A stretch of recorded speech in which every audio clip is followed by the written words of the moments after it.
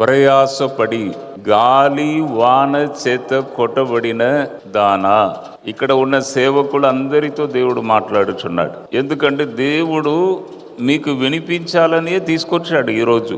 కాబట్టి ఒక్కొక్కరు ప్రాఫెసీ తీసుకోవాలండి. రాని వారి గురించి తర్వాత. కొందరు లైవ్లో చూస్తున్నారు.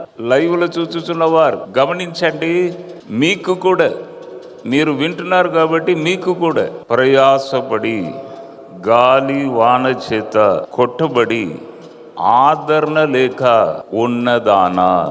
సామాన్యంగా సేవకులు వారికి ఆదరణ ఉండదండి. సేవకులకు ఆదరణ ఉండదు. గాలి వాన చేత కొట్టబడిన దానా సేవకులను చెప్పవచ్చు. సేవకులకు అనేక సమస్యలు ప్రాబ్లం ఉంటుంది.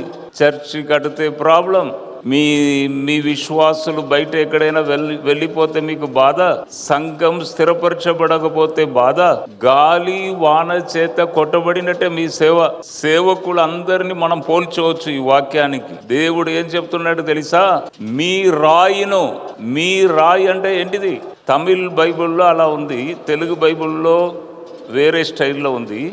తమిళ్ బైబిల్లో మీ రాయిను, మన శరీరంలో ఒకే ఒక్క అవయవమును బైబిల్ చెప్తుంది రాయి అని.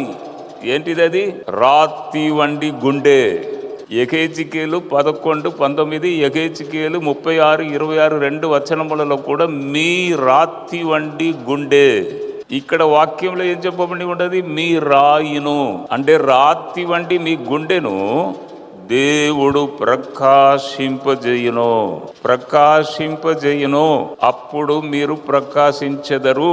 మీరు ప్రకాశిస్తే మీ ముఖం ప్రకాశిస్తుంది. మీ ముఖం ప్రకాశిస్తే మీ ఇంటి వారు ప్రకాశిస్తారు. మీ ఇంటి వారు ప్రకాశిస్తే మీ సంఘము ప్రకాశించబడుతుంది. అవును.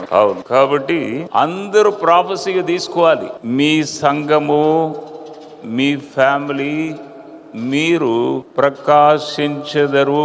ఈ సంవత్సరము ఎంతమంది ప్రాఫెసీగా తీసుకుంటున్నారు ఈ వాక్యంలో?